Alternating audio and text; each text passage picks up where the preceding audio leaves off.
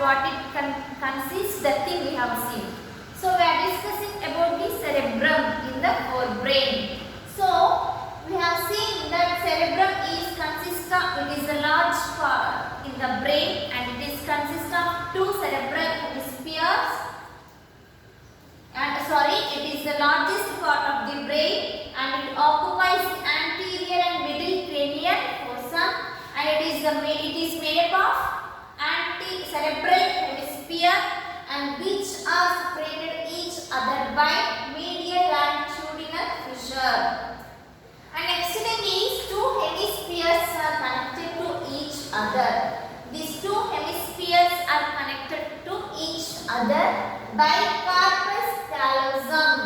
So we have seen in the diagram where it is present in the this corpus callosum.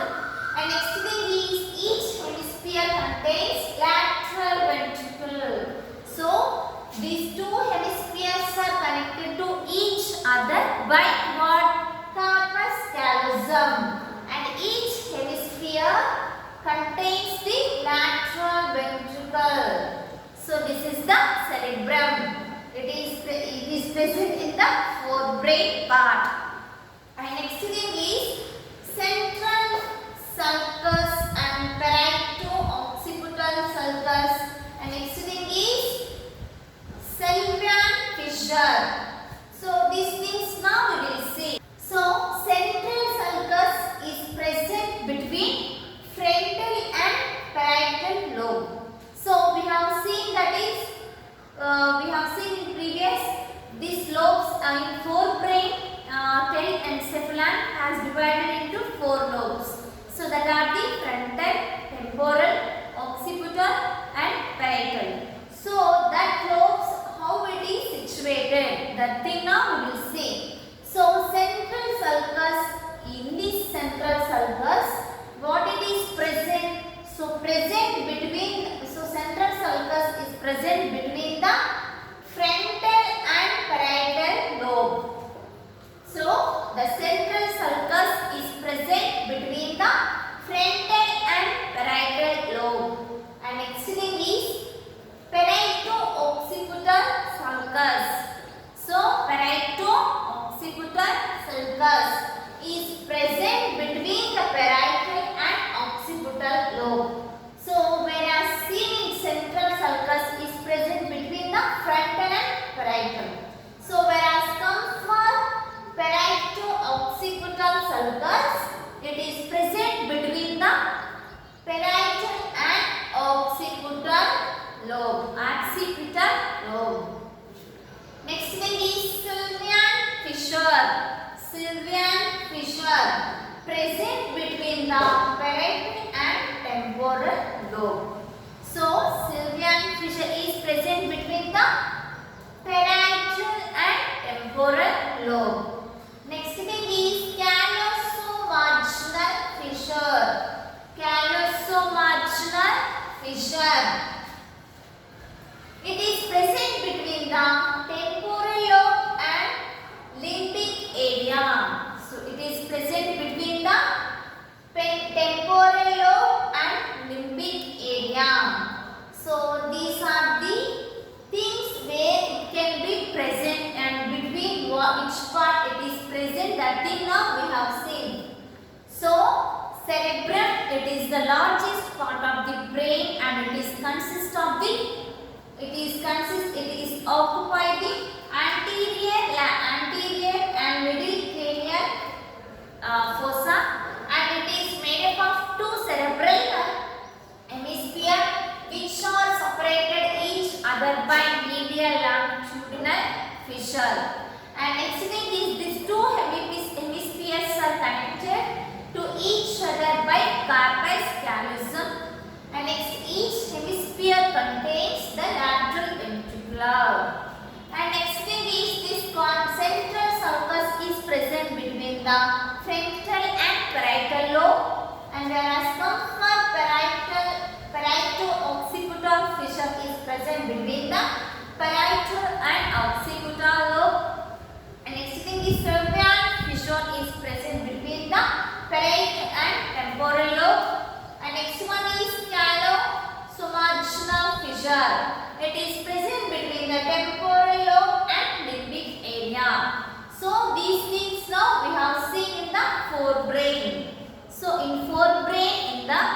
cerebrum we have seen these things, how it is situated and between which part it has situated. That till now we have seen. So now we see the functional area of the cerebrum. Functional areas of the cerebrum. So functional areas of the cerebrum. The cerebral cortex is divided into sensory and motor and associate areas. So this cerebral cortex is divided into sensory and motor association areas. So it has divided in sensory, motor area and area association areas. So now we see sensory, what is the function, and motorly what it is doing. So whereas now for sensory area, what it is receives sensory input. So by name itself we can understand that is sensory area is receiving the sensory input, and whereas come for motor area, this motor area controls the movement of muscle. So the functional areas of the cerebrum, this cerebral cortex is divided into two, that is sensory, motor and areas association areas, and that sensory area it is received this sensory input, and whereas come for motor area it is control the movement of muscle. So that is the difference between the sensory and motor areas. And next thing is association areas are involved in the with more complex functions. So the sensory and motor is involving only in the sensory input and muscle movements. So whereas come for association areas are involved with more complex functions such as learning, decision making and complex movements such as writing. So these are the sensory, motor and association areas. So sensory, motor and association areas. Sensory area receives sensory input, and motor area it controls the movements of muscle, and association areas are involved with more complex. So it is involving with more complex functions such as learning, decision making and extending these complex movements such as writing. So this is the functional areas of the cerebrum. And next thing is Broca's area. So what is function? The motor speech area is involved in translating thoughts into speech. So here the motor area is involving. For what it is involving? To translating thoughts into speech. It is translating the thoughts to speech out. And next thing is impulses from this area controls the muscles of the larynx, pharynx and mouth that enable us to speak. So this is the Broca's area, and it function in this area. The motor area is involving. For what it is involving? It is translating the thoughts to speech, and these impulses from this area controls the muscle of the pharynx, larynx and mouth that enable us to speak. That is enable us to speak. So this is the function of Broca's area. And next thing is visual area. So what it is function? By name itself we can understand that is the receiving visual stimuli. So the visual area, by name itself we can understand it is receiving the visual stimuli, and the visual association area helps to interpret those stimuli. So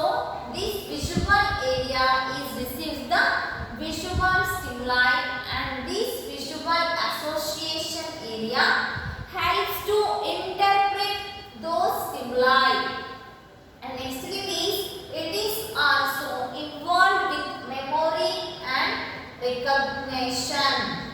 So this visual area, it is receiving the visual stimuli, and the visual association area helps to interpret of those stimuli, and it is also involved with memory and recognition. So this is the difference between the visual area and focus area. And next thing is the auditory area. The auditory area. So by name itself we can understand that it is receiving the auditory information. So auditory area, it is receiving the auditory information. That auditory association areas is where sound is interpreted. Where this auditory area, what it is doing? Area is where sound is interpreted. Where sound is interpreted as a noise or music or speech. So in this auditory area, it receives the auditory information. So how it is receiving this information? Where sounds is interpreted as noise or music or speech. And next thing is motor area. This motor area, it is situated in the presented gyrus. So this motor area is situated in the presented gyrus, and the stimulation results in the movements of the opposite arm of the body. This motor area is situated in the presented gyrus, and here the stimulation is resulting. How it is resulting? In movements of the opposite half of the body. Here it is resulting in the movements of the opposite half of the body. That is the motor area function. And next thing is sensory area. So sensory area, it is located in the post central gyrus. It is located in the post central gyrus. It is the motor area is situated in the precentral gyrus. So the motor area, it is situated in the precentral gyrus, and it is stimulation. So what is the stimulation here? The stimulation is result in the movements of the opposite of the body. And next thing is, whereas sensory area, it is located in the post-central gyrus. So we have seen the motor area, it is situated in the precentral gyrus, and whereas sensory area, it is located in the post-central gyrus. So this is the difference between the motor area and sensory area. And after located in the post-central gyrus, it is, and the body is represented as upside down. So here the body is represented represented as upside down. So in the motor area, it is located and it is situated in the precentral gyrus, and the stimuli that result in the movement of the opposite half of the body. And whereas sensory area, it is located in the post-central gyrus, and next thing is the body is represented as upside down. And next thing is, it is responsible for sensory reception from opposite half of the body. So here also, it is responsible for sensory reception from opposite half of the body. So this is the function of area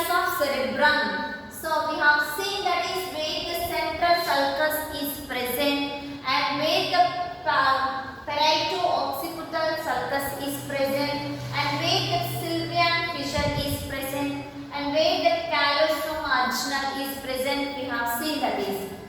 And next thing is functional areas of cerebellum, we have seen how it is function. So what are the function of sensory and motor and area association areas? And next thing is Broca's area and visual area, the auditory area, motor area, sensory area. So we have seen these functions. So now we have completed the topic of the brainial and cranial nerves. So we have seen the central nervous system, what it consists, that thing we have seen, and we have seen how much, so where this brain is situated, how it is situated, that thing we have seen, and structure of the brain we have seen, and its parts we have seen, and again this brain has divided in 3 parts. In that we are discussing about the forebrain. So we have completed about the forebrain, about the cerebrum function. So completed this